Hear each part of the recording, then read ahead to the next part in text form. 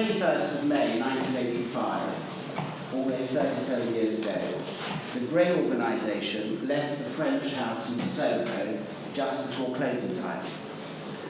A little inebriated and with adrenaline pumping, they headed over to Mayfair, hidden in the back of a white transit van, armed with buckets of grey paint.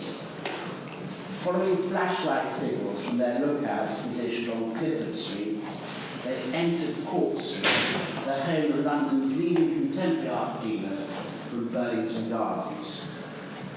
To quote Mr. Toby Mott, "There's no going back. We are not like the other tossers talking about this and that. We're going to do it." What happened next is the subject of this exhibition and the reason we're here this evening. So on behalf of the Mayor Gallery, I want to welcome you this evening and to the conversation that Toby's going to have with Peter, Structural Hierarchy in British Culture. My name is William Lang. I curated the show, and after Peter and Toby have spoken, there'll be an opportunity for questions. Toby, if you don't know, was Grey Organisation's principal protagonist. He's a collector, designer, publisher, entrepreneur, artist, and keeper of the Grey Organisation archive. Peter York is a journalist, broadcaster, and consultant. His finely tuned antennae numbers him amongst one of the country's most erudite and perceptive social commentators. He has a record of recognising and identifying trends well before anybody else. Amongst other books, he's the author of Authenticities of Con, Peter York's 80s, and he's the co-author of The Official Slave Ranger Hamlet. Toby and Peter, the floor is yours. Thank you, William. Thank you. Well, good evening, ladies and gentlemen, boys and girls. Yes, lovely to see you all looking so fresh and familiar. Now, on that fateful night, it was recognised just about midnight. People got aware of that. There were these very young men in their very early 20s throwing grey paint, which they'd thought about very carefully, notwithstanding the fact that they'd come from the French pub, which sort of slightly, is a difficult factor here. You wouldn't expect it to happen from the French pub, but nonetheless, they got emulsion, which they had thoughtfully watered down for maximum impact, because if you threw it just like that, it'd go about 2 foot. So they'd watered it down and put them in sort of Tesco tins. So they had thought the whole thing out technically, which is the Achilles heel of many art collectives making manifestos. And they made a stir, and when they were apprehended, and that happened very quickly too, for very mysterious and fascinating reasons, they were banned from central London. They were so important that they were banned from central London, possibly for reasons of state security, and they had to go to America to earn their living. Doing very, very various and fascinating things. And young Master Mott here is one of the members of that grey-suited, collarless shirted, tieless, number 2 buzz-cut-haired group, what I call the polished lab technician look. And what you have to have with that is very, very thin wire specs. You can't have these sort of specs. And so showing here, as auction porters used to say, showing here, Mr. Mott, sporting what might be called the investment bank partner look, the genial investment bank partner look, very much collared and tied now. Toby, who were the Grey Organisation and why were they? Why did they want to attack the respectable traders of Cork Street who were only making their living? Okay, I'll give you What was their excuse? A little backstory. Yeah. So we grew up in central London. Yeah.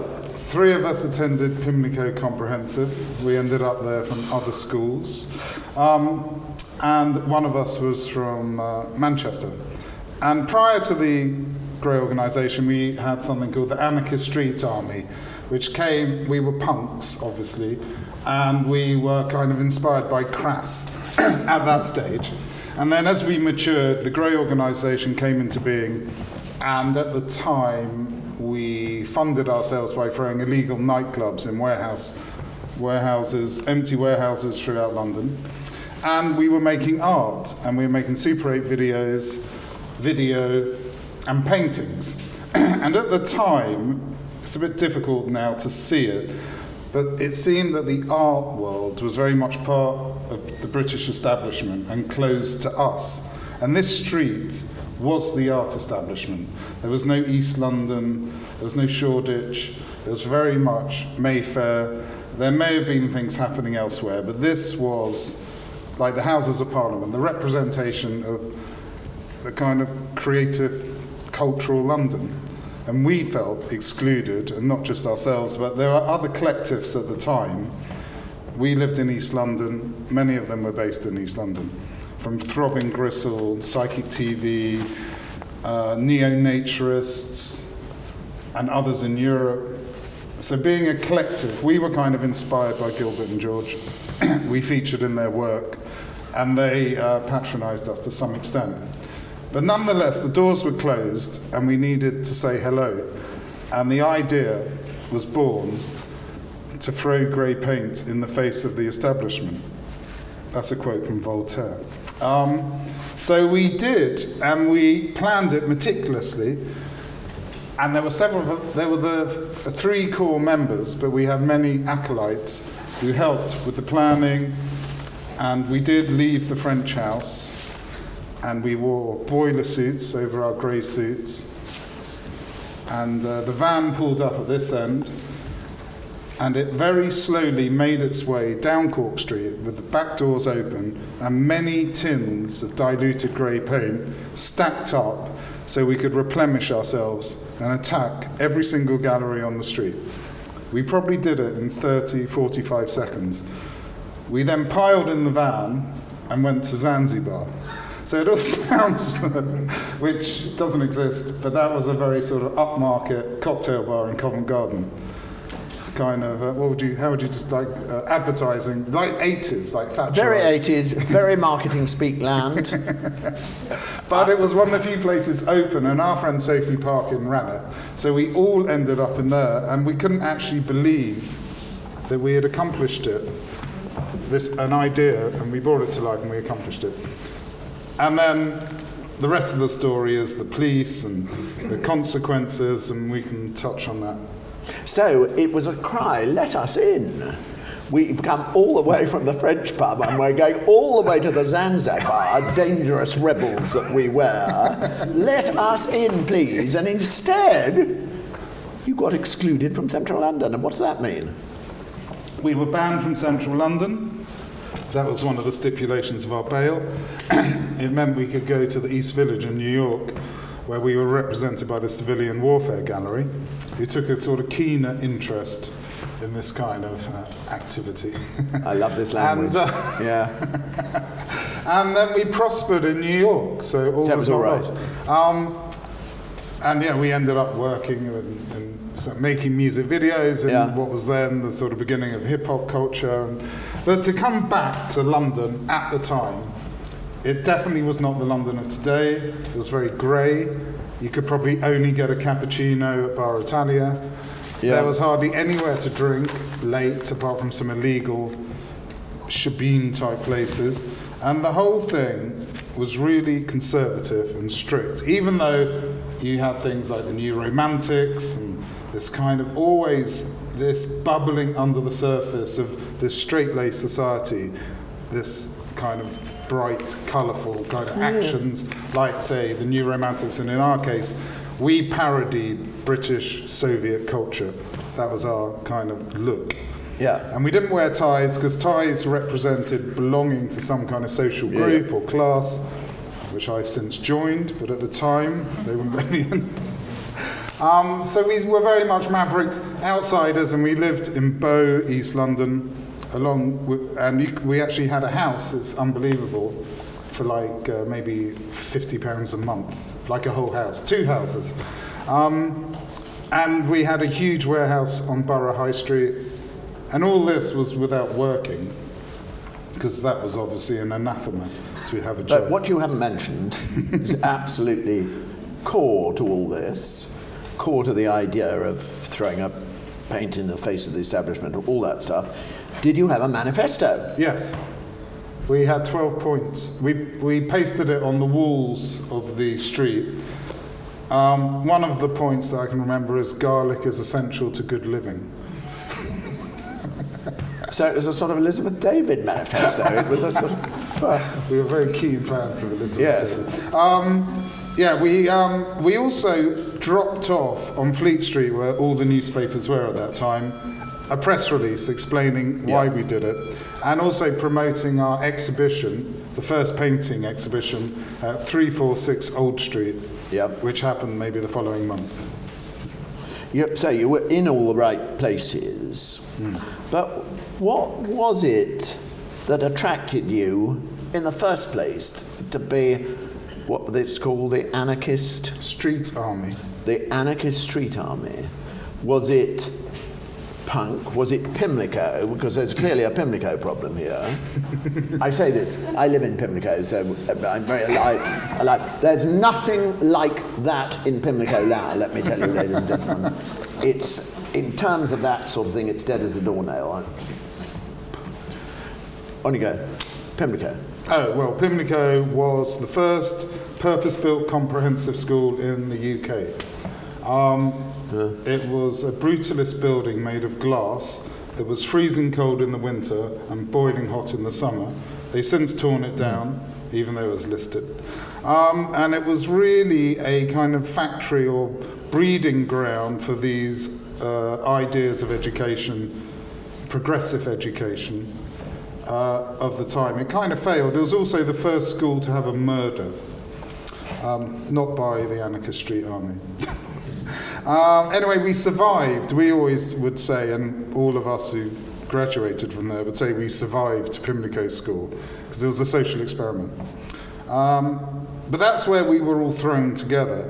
And then a lot of us went to Kingsway College, which was another notorious sort of education establishment where members of the Sex Pistols went before us. And so London always kind of fermented these things, often in, well, from all, not necessarily central London, but that was our story.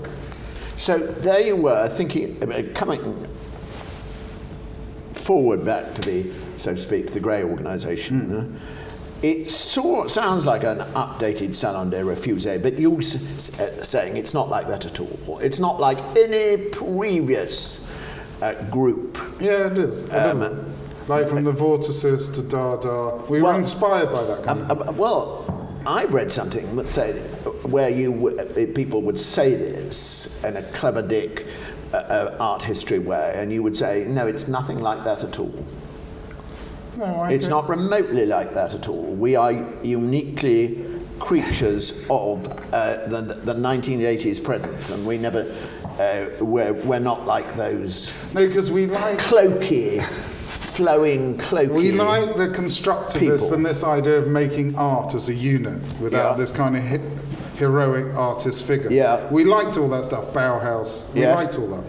And at the time, remember, there was this monolithic state threatening this one, or the West. It was real. It's not like Putin today. It was real. We were under threat, and it was distinctly sort of grey and ominous, Soviet Russia.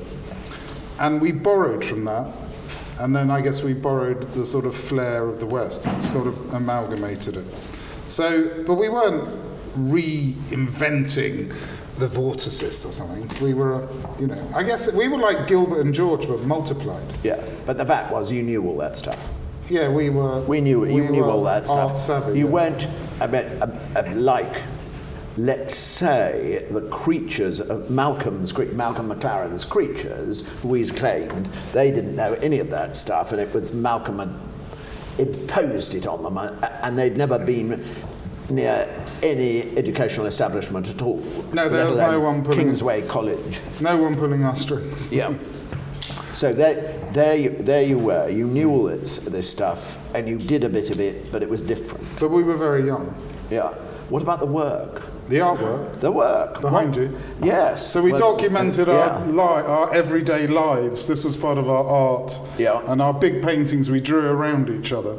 So it was very much ourselves in the work, like our handprints, our detritus from drinking. Drinking was a big part of it. Yes. Drugs weren't a part of it at all. That was something much later. But yeah, so the artwork you can see is like the contents of our rubbish bin, a canvas put on the floor of the studio, marked over time.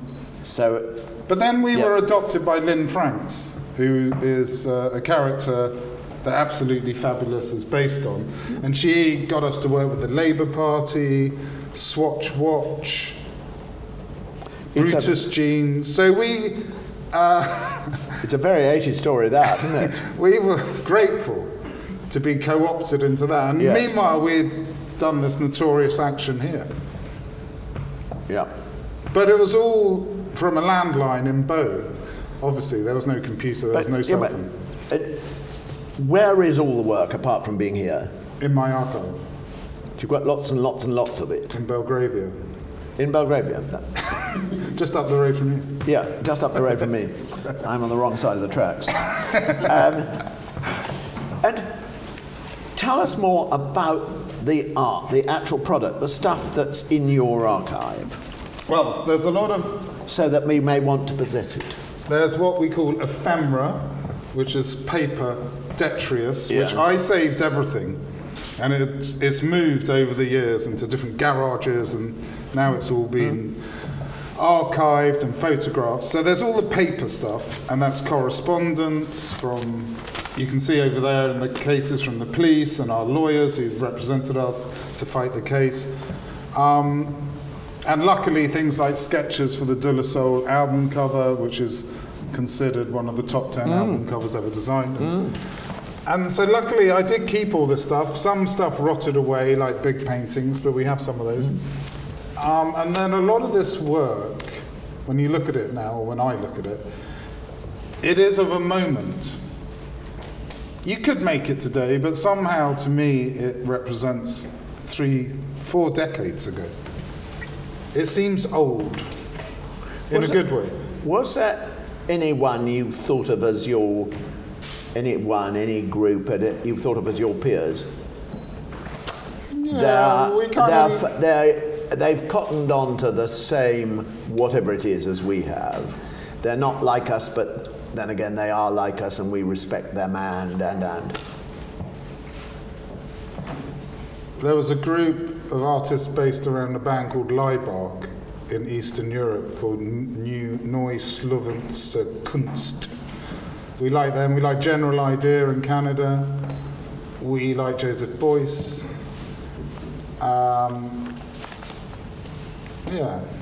There was other stuff going on. People would write us letters. Our address was, there's like mail art. We were recipients of mail art.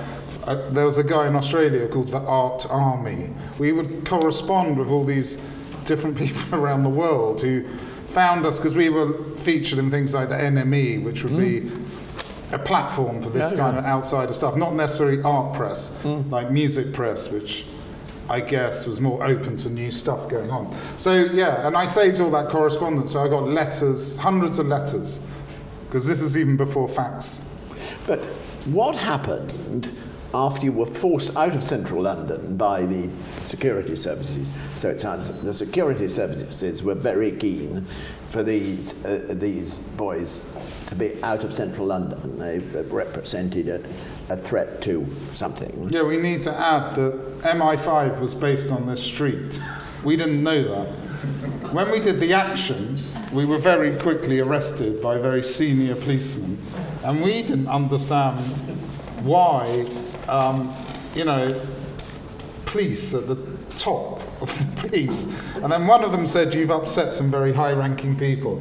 And I'll just tell you that we went to court, and when you enter the system here, you have many hearings at Wells Street Magistrate Court, just by Oxford Circus. And then on the third hearing, there was no case listed, even though we had paperwork with a case number, and there was no case, and no case had ever existed. And our barrister said to us, this is unheard of, this has never happened. We had really great representation by a firm called Offenbach's, who represented the kind of notable bank robbers of the day, like, who was the guy, the big Free campaign where they dug up the cricket pitch, and Davis. George Davis. They represented... Free George Davis. Yeah, yes. they represented the higher echelons of criminal Britain. Anyway, they said, "This has never happened. Your case has evaporated. I don't know, we don't... Anyway, we left, and that was that. And all the bail restrictions... So how soon were you out of here, out of you, the four of you, how soon were you in America? Well, we were invited to exhibit with Civilian Warfare, and we went there, and then we were there, and it was great and everything, and then we decided to go back, and things were more fluid then, like that. Even having a green card wasn't an issue, and then we just relocated. But did you all relocate? Yeah. Did you go on doing it? Yeah. Together? Yeah, to in the same place? To 1991, yeah. So why did you stop then? We just ran its course like a band. Yes. We all hated each other. Yeah. But that's quite a while to be doing something quite as fluid as that, isn't it? Yeah, it's great that we did last that long, because we created a lot of work, and it's kind of substantial. I don't know how long the Beatles lasted. I think we're almost... Not long. No, not long. Not long big. Right. Long time. Yeah. Not long big. Right. So we were a real thing, not just an idea. What would you like now? You talk about the court records being vanished. Apart from you, nobody else seems to be documenting the Grey organisation until now. Of course, there's been a little bit. There's been a little bit, but it wasn't from the rooftops. What would you like the Grey organisation to be remembered for now? What's its finest gift to the world? Well, that kind of the initiative to do something. Yep. Despite whatever situation you see yourself in. It's odd because I often sound like a Thatcherite, which I'm not. But that kind of the impetus to get up and do something, it's kind of Thatcherite ideology. But I'm coming from a different place, but saying with the same message. Yeah. Yes, 1, 2, 3, go. Yeah. Yes. And now you're out of it. Do you feel tender about it, or been there, done that? No, I definitely feel it's behind me. Yes. And I feel it's rewarding when I look at it in this kind of situation. Yeah. It's kind of elevated. Yeah. Anything more you can tell us about the wonderful things around the wall? Well, I think William Lynn, who's the curator, has chosen aspects of the Grey organisation from all its kind of activities and place. So we've got the London stuff, and we've got some New York stuff, and of course we've got the action itself, the Cork Street attack. And we kind of covered the period 84 to 91, and there's a lot of material to choose from. But yeah, I think we've done a concise exhibit of what the Grey organisation were about. Why was it called that? Because we didn't want to be black or white. We wanted to be this neutral space. Because it was just at the time you said London was grim and you couldn't get a drink late and all that. But in fact, what was happening when you were going and first going and doing this and so on was that London was getting terribly colourful. I lived... Starting to get colourful. At the beginning of the Grey organisation, I lived in what's called the Carburton Street squats. Yeah. With Boy George, Marilyn, Animal Nightlife, basically what's called New Romantics and I would go to Blitz. So I was part of all that, but I was wearing a grey suit, cropped hair and a white shirt. So I wasn't attracted, I wasn't as seditionary as wearing punk. I was a DIY punk, which, so I didn't purchase Vivienne Westwood clothing, and I wasn't in the fashion end of punk. I was in the DIY where we made our own stuff and we took anarchism seriously. So I wasn't attracted to Blitz culture, which was the David Bowie, that side of punk, the kind of glam rock side.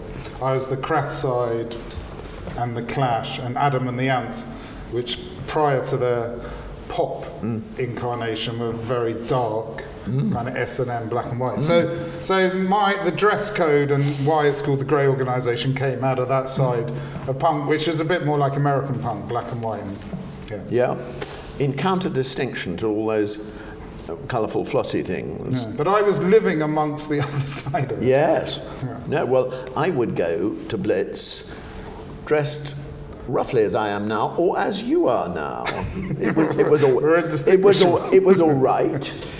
Nobody attacked you. If you could get past Steve Strange. Of course you could. Yeah. We could. We could, yeah.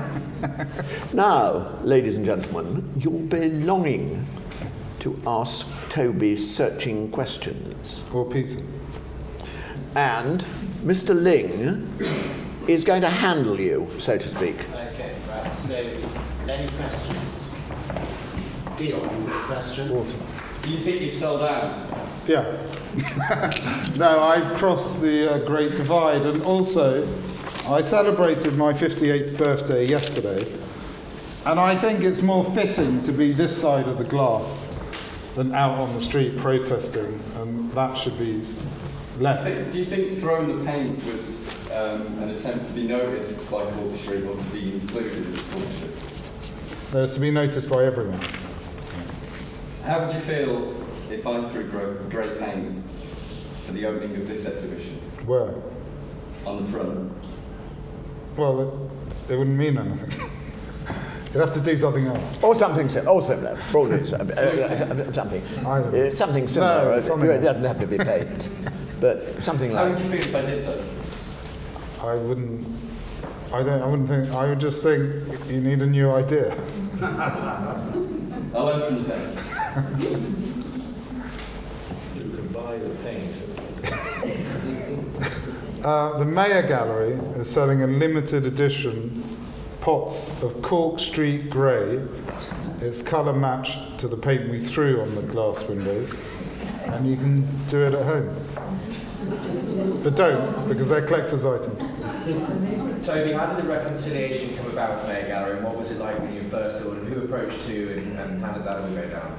Well, me and James had a big fight. William was the peacemaker. We had to settle the cleaning bill 37 years later with interest. No, we didn't. James was very open to it. And it just goes, I don't know, somehow time heals, I guess. But William was instrumental in putting the show together. And how soon did you get caught after you guys went to the Zanzibar? Within the next day, the following morning at like 6 a.m. Spooky. After the day after. Spooky, isn't it? Yeah.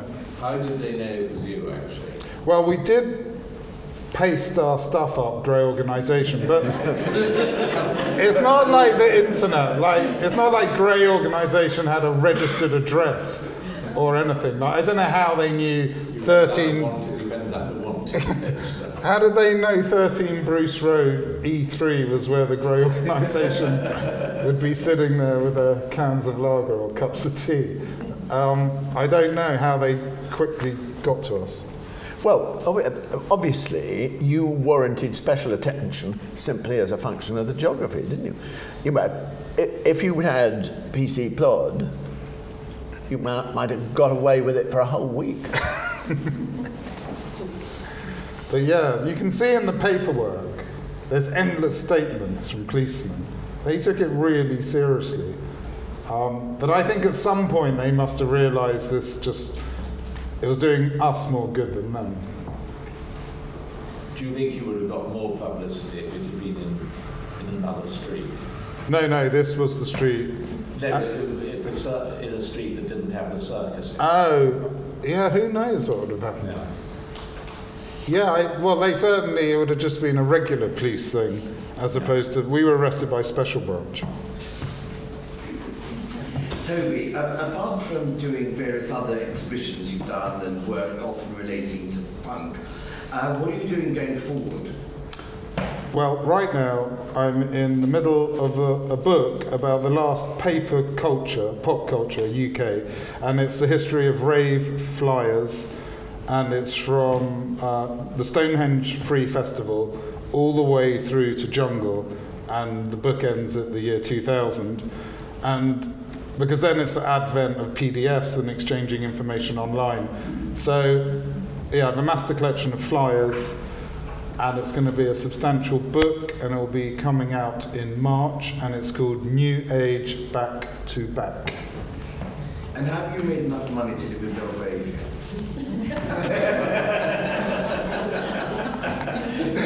Pop culture. Because punk is very desirable. And it's I've helped elevate it. Prior to when I got involved, people would show Jamie Reed artwork in a pub or something.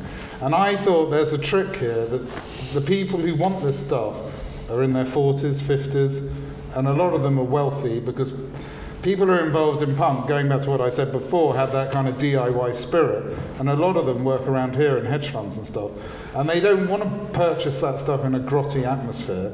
So I did an exhibition at Haunch of Venison Gallery, which used to be the back galleries of the Royal Academy, and we elevated these posters and sold them for considerable money, and now I price myself out of a market I helped create, so I'll be doing that with Rave next.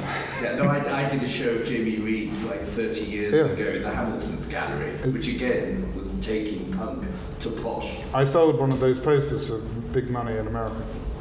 For the dark fuck. Yeah. Nice poster. Is it inevitable? You also, in effect, there is no other posture suitable for a more mature man than becoming a decent bourgeois. Is there another path, yet a different path? Well, working as I do with counterculture all across the world and hosting exhibitions, I can tell you there's nothing worse than a man in his 50s, 60s coming towards you holding a can of lager to fucking grab you and tell you how great the Pistols were. Or usually actually it's another really third-rate band like GBH and trying to put his arm around you and there's nothing worse. I think you have to mature. But what I'm saying is, forward. But do you have to mature into that? Is that the only possible way to grow up? No, because I in my rave book I interview a guy called Alan Lodge, who has lived in caravans and the peace convoy, and he's in his 70s maybe, and he documented the Battle of the Beanfield, and he is a very admirable character because he still lives by those rules and that morality, and kind of inspirational actually, but he never has lived in the inner city, but he still has those ethics and sticks up for those communities. And so no, of course not. But being a punk in your 60s is just awful. Well, it's almost inconceivable. I'm just saying. There's many of them. Is there a different way of growing up? You will know, ladies and gentlemen. Is there a different way of growing up? If you start off as a lively young writer, wherever it might be, are you doomed to end up writing for the Daily Telegraph? You know, are you? I mean, as you will remember, Julia Birchall. Mm-hmm. She is now writing for the Daily Telegraph. Yeah. except when she provokes libel cases, which is uncomfortable. Ask Neil Brown. He's a writer. I think that a good option is to do things subversively, very quietly, and without making oneself conspicuous. So the answer to your question is that we won't know what Toby's doing. He may be doing something that he doesn't want to tell us about. Something quite different. Yeah. Are you doing something quite different? Time will tell. Something subversive. But there does seem, however, to be a sort of pattern which you think there must be more to things than this. Is this the doom of going from conspicuously rebellious to being conspicuously authoritarian, let's say? And it's an art. Look at James Mayer's tie. Which is an inspiration to us all. Absolutely. Or indeed your coat, Hemi. Yes. But I would hope that most creative people have still got a naughty child somewhere in them. Yes. I think it's very sad when everybody just joins up. I think you've got to have some subversion in you. But also being in a position where I can take, say, punk and put it in an environment, a conservative environment, like a gallery or rave culture, and elevating. So maybe that's my role, or this material, and leave the kind of creation of whatever to whoever's coming up behind us. And do you watch those people? You see a lot of those people, you were saying. You go around the world and see lots of ephemera produced by quote-unquote rebel cultures. I participate in this culture called zine publishing, which comes from the punk kind of genesis, and it's very thriving globally, actually. And it's inspiring. But then a lot of stuff is online, which isn't really my forte.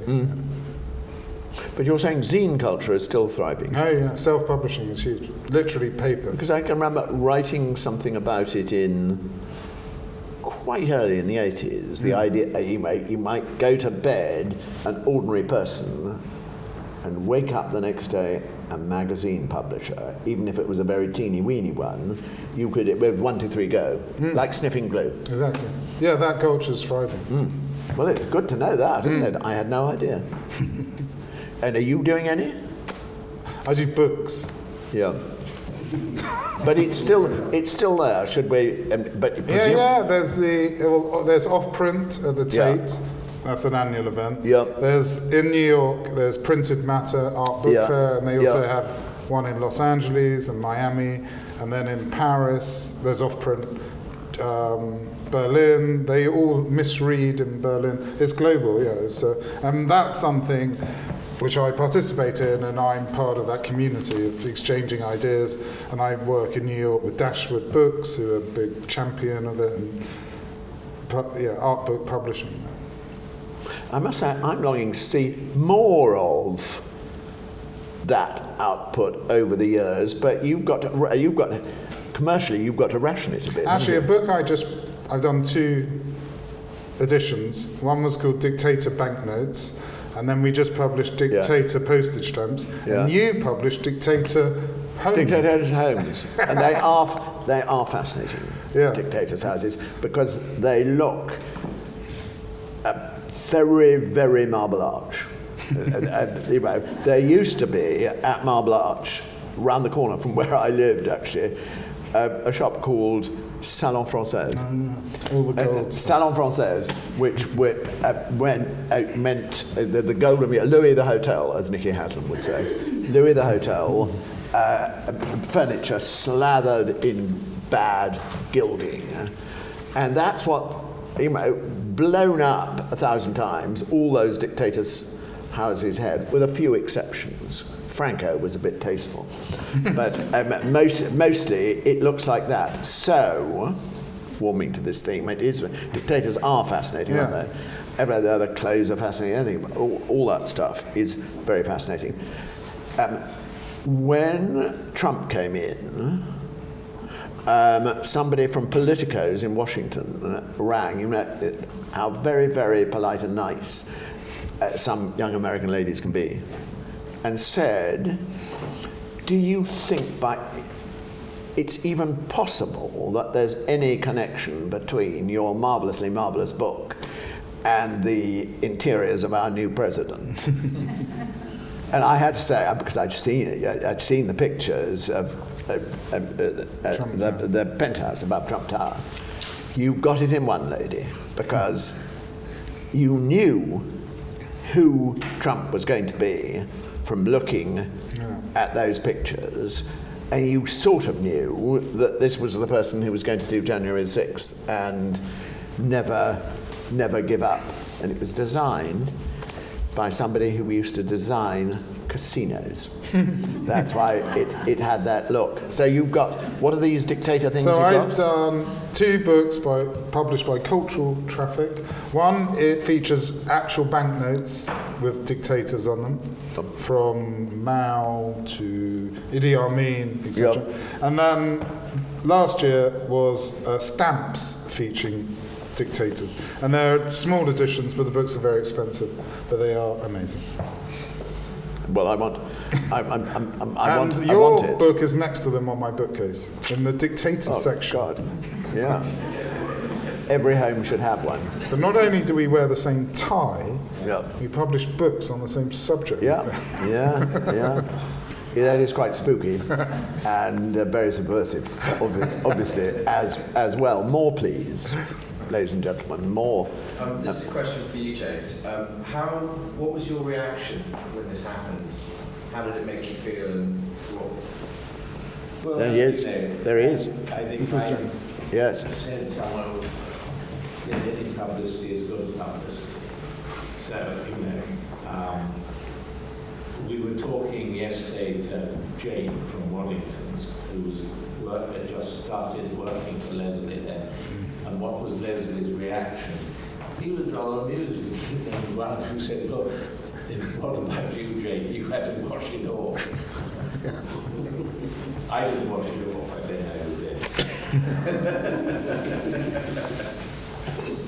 What about the artists who were being exhibited at the time, James? What did they think? Well, Stravinsky was that extraordinary case where Valdemar, whatever he's called, Janacek? yes, wrote a scathing review, and Tariq Ali and what's he called, who had the fatwa put on him. Oh. Yes. Rushdie. Yep. Rushdie.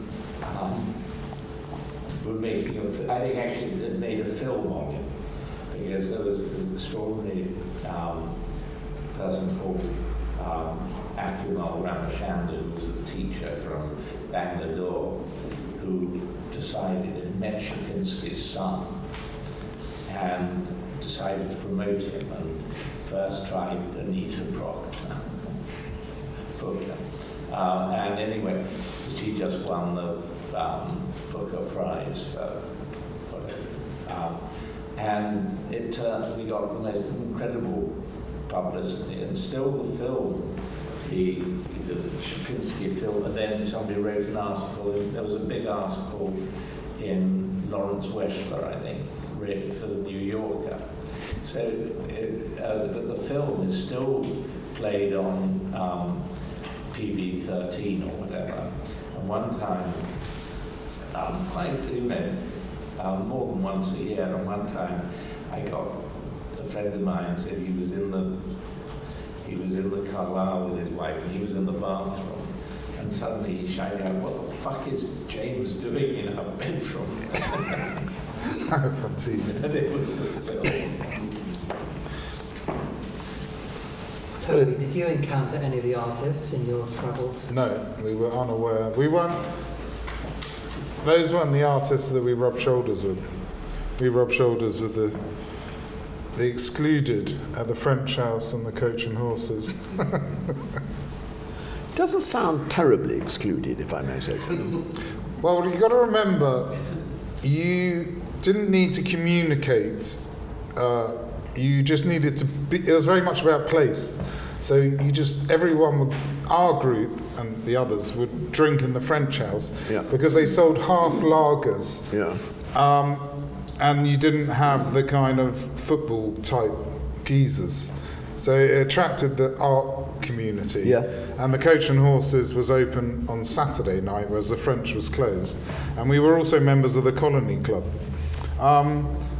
And so you just needed to go there. You didn't need to arrange and endlessly texting. And you could just go there. And even if you arrived from another city or something, and you were that type, you would very quickly become part of the group.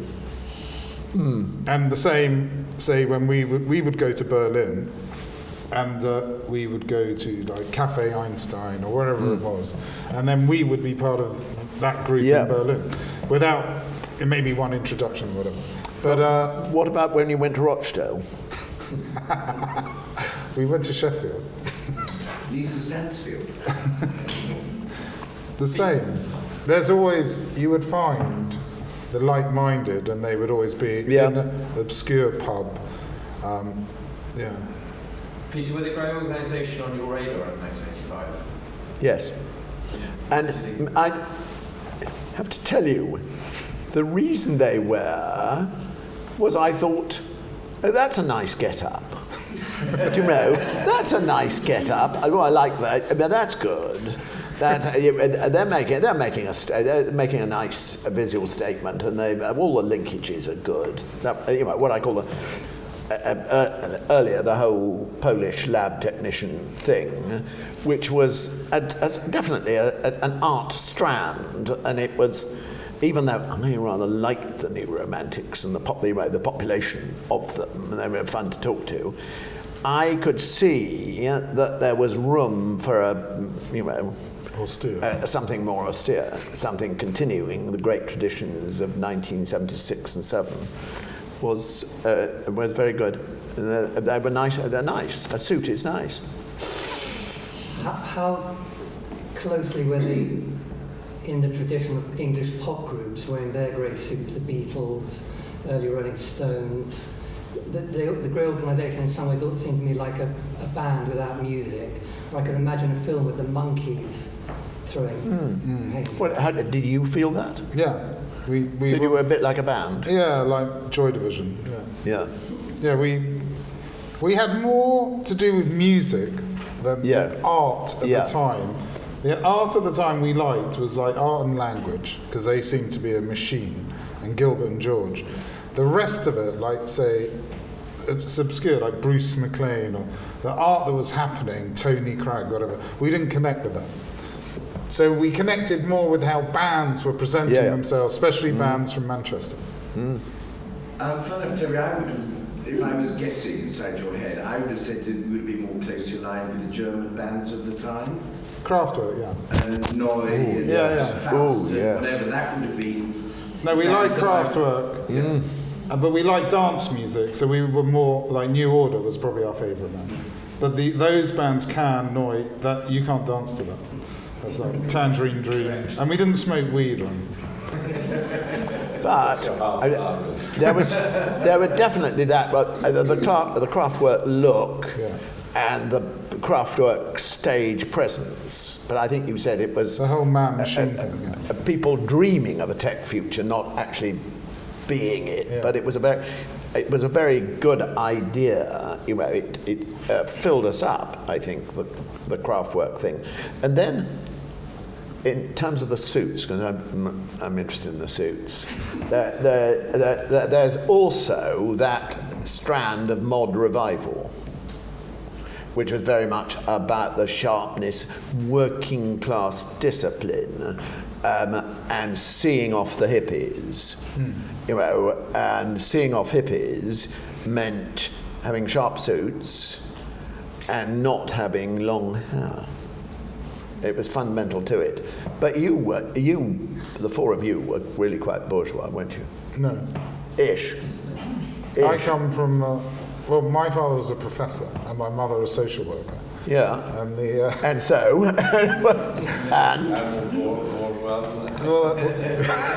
We're like middle class. Yes. Well, But oddly, yes.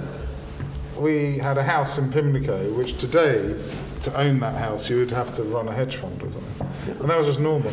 And then the others, actually, Tim, who's departed us, his parents were university lecturers. Daniel's father was a lawyer. And so? And on we go, yeah. Yes. It doesn't make you a bad person, but in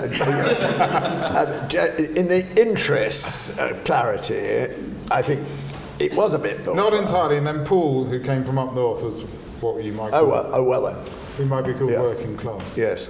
But on the whole, we were state educated. Yes. I did go to an independent school, but I got fired. So I had to go back to state school. Pimlico, it's a very curious place, Pimlico. Yeah, fascinating school. I think it's, and the reason that Pimlico is a curious place, I learned because I'm not native to it, that nobody actually goes there unless they have to.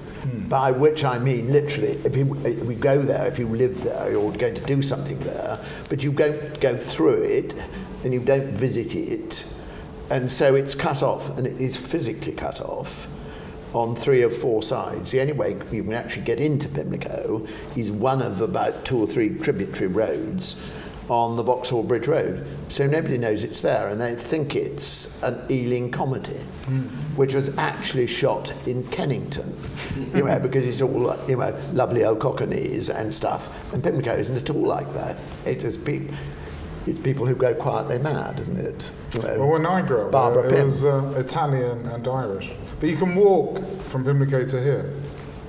It's SW1. Yeah, it's very, very central. And it hasn't changed since But I was a kid. of all central places, that least actually known people, because people think it's People think it's the other side of the river.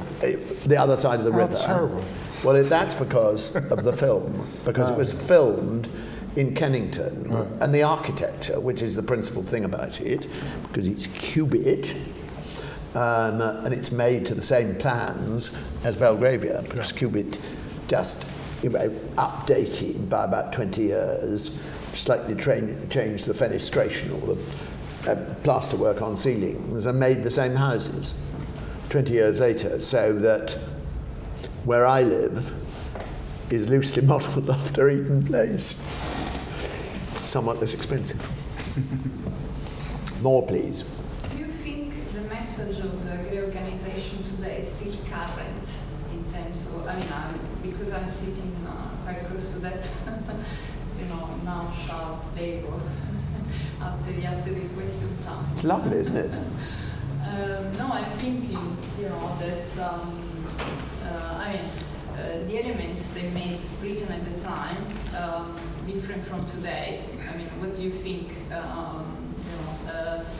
are things that are still current, and a blue splash of paper, a great paint perhaps somewhere not far would be suitable. Yeah, because the motivation wasn't money. Yeah, that's the difference. Yeah. Like today. I'm thinking with this social media, the news, this conservatism, and excessive, because the elite, with all the episodes, the scandals we've seen lately, and there's an element of continuity. I think everything's more contrived now. I'm not sure you could have something like that. Well, if you did it today, you'd have a T-shirt stored at the end of the street. And it'd be on Instagram, which is owned by Facebook, which is controlled by, a massive company. But I do believe stuff does happen outside the mainstream, just not aware of it. I think it's great art, really looks good, very strong aesthetic sensibility, lots of social value, thought, lots of really good things. In your meticulous planning, did you plan to exclude yourself from the art world critical process, decade after decade after decade? Because they really punished you, didn't they? Yeah, that was a consequence. And, we didn't. When you say you meticulously planned it, did you think... No. No, we had no idea. In fact, we didn't even, oddly, we really planned the action itself, but we didn't really think what the consequences might be. And actually, we were very surprised to get arrested, which is odd, because we publicised the fact we did it. But we were kind of shocked that this... and go, you know, if it had gone on or something, then...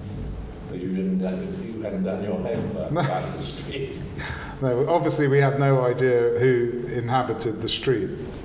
Not that that would have stopped us, but... Yeah. But are they by any chance related? Are you saying that the hostility of the establishment critical system against you was related to the security services? Well, I think that would be a turn up, wouldn't it? I think the establishment was a thing then, and it embraced all aspects of our culture, including the arts. So a lot of polite people were saying in polite and quiet places, best not. Probably, yeah. Best not. Toby Mott, best not. Send them away. Export them. Yes. Well, you put up for weights. Just Soho House. But are we saying that's the way the Brits do it? Yeah. Don't bother killing them. Just exclude them. Yeah. And that's what happened. Definitely, and I think people like Genesis Peorage would say the same about himself if he was here, and many others, I think. Yeah. I think the Pistols, oddly, they would be instantly dropped, as you know. So yeah, for causing trouble, making noise. It's very difficult to tell because of the way Malcolm staged things. When he died, you really were thinking, what did he mean by that sort of thing with a person like Malcolm? Because he was always creating situations. So sometimes you didn't really know whether people were really being excluded or whether that was just their brand. Yeah, part of the story that became repeated. But in your case, you're a victim. Yes. You're a victim. We never saw ourselves as victims. No, but you could reasonably now claim victimhood. No, because we reinvented ourselves and other opportunities presented themselves. And you did all right. Yeah. But it could, I'm just saying, at the time, for lesser spirits, it could have been a bit tricky. All that. Yeah. But we didn't come from that. That wasn't where we... There was that in Soho, people staring into their pint glasses. They were in the colony room. They were drinking in the afternoon. Yeah. We were making art. Yep. Well, it's a great achievement. And what I want is to have a sort of continuous access to the archive. And there should be a way that some of you can think of ways to do this, so that without jeopardising in any ways any of Toby's income stream, which we obviously would not wish to do, but we could have more access. Everything you talk about, I think, I want to see that. I never saw that. I want to know about that. And then what did you do? And so on. So you could make it more accessible, like... I don't know. I think an institution... Like iPlayer. Well, it is on YouTube and stuff, but an institution like the Tate or the V&A Library and British Library, it's up to them, really. Yes. But, I mean, in the meanwhile, we have to congratulate Mr. Mayor and this great institution for giving us an early dose, so to speak. In such a splendid place. Half a lager. Half a lager, yes. So, unless anyone's absolutely burning to come out with a question or an observation. I'd like to say something, but I'm just absorbing it all, and then I go home and think about it, and think about you, Then you'll write it. research you, and find out more. just absorbing all the It is very conversation. compelling, isn't it? It is. It's very, very compelling. And we all want more. Obviously, everyone wants more of you. So it's got to be arranged on the National Health or something like that. Anyway, thank you. Well, thank you. And thank you Thank you, Peter. for doing public good.